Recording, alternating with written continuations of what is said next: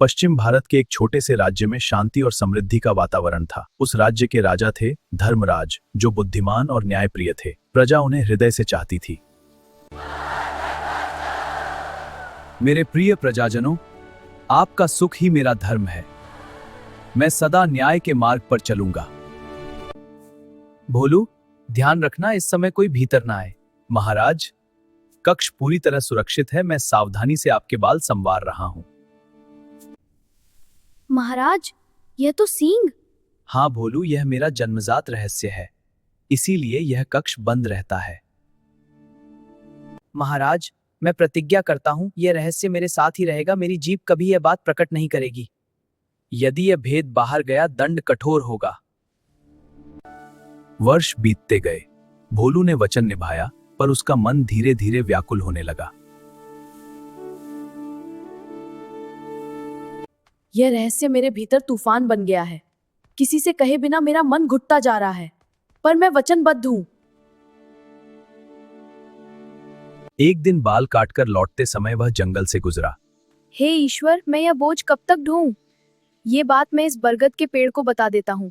ये पेड़ किसको बताएगा? हे वृक्ष, सुनो! हमारे राजा धर्मराज के सिर पर 2 सींग हैं। हाँ हाँ, 2 सींग हैं। अब मेरा मन हल्का हुआ।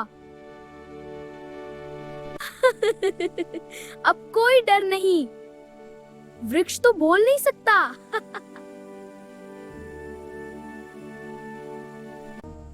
यह वृक्ष मजबूत और सीधा है। इससे उत्तम ढोल तैयार होगा। आज मेरा दिन शुभ है। कुछ ही प्रहारों में उस वृक्ष की शाखाएं धराशायी हो गई।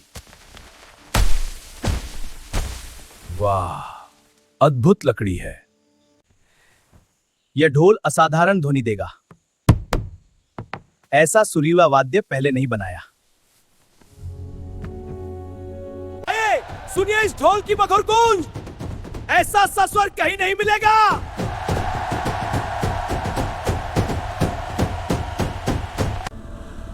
हमारे राजा धर्मराज के सिर पर 2 सींग हैं। हाँ हाँ।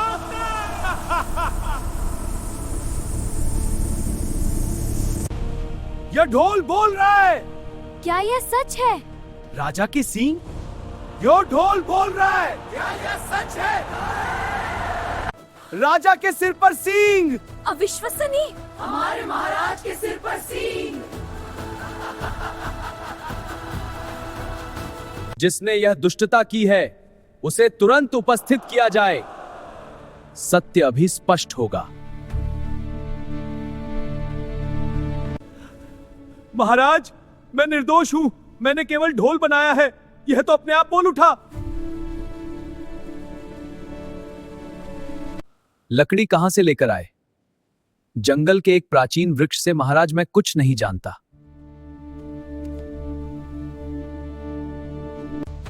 राजा ने भोलू को बुलवाया, क्योंकि यह रहस्य केवल भोलू जानता था। भोलू, यह रहस्य तुम भी जानते थे, सच कहो। महाराज, मैंने किसी मनुष्य से नहीं कहा। मैंने केवल एक वृक्ष से अपना मन हल्का किया। मुझसे भूल हो गई। तो रहस्य उस वृक्ष ने सुना और उसी की लकड़ी से बना ढोल बोल उठा। वह वृक्ष जादुई रहा होगा। अतः ढोल ने वही शब्द दोहराए जो उस वृक्ष के सामने कहे गए। दरबार में गहरी निस्तब्धता छा गई। सभी की निगाहें महाराज पर टिक गईं। क्या निर्णय होगा? महाराज सत्य को अवश्य पहचान लेंगे। मैंने सबकी बातें ध्यान से सुनी हैं। यह रहस्य वृक्ष के कारण प्रकट हुआ है। तुम में से किसी का उद्देश्य अपमान करना नहीं था। महाराज, मेरी भूल थी। भोलू, लकड़हारे, तुम तीनों निर्दोष हो। मैं तुम्हें क्षमा करता हूं। दया और न्याय ही सच्चे राज्य की पहचान है। महाराज, आपकी उदारता अमूल्य है। महाराज, मैं भविष्य में अपने वचन का और अधिक ध्यान रखूंगा। आपकी न्याय प्रियता की जय हो। आप सच्चे अर्थों में महान हैं। महाराज धर्मराज की जय। सत्य को छिपाया नहीं जा सकता, परंतु भय में जीना भी उचित नहीं। सच्चा राजा वही है जो न्याय और दया दोनों का संतुलन बनाए रखे। राजा धर्मराज की वाणी प्रजा के हृदय में बस गई। इस प्रकार जादुई ढोल की गुत्थी सुलझी। राजा धर्मराज की न्यायप्रियता की गूंज दूर दूर तक फैल गई और सबने सीखा, सत्य और दया सबसे बड़ी शक्ति हैं।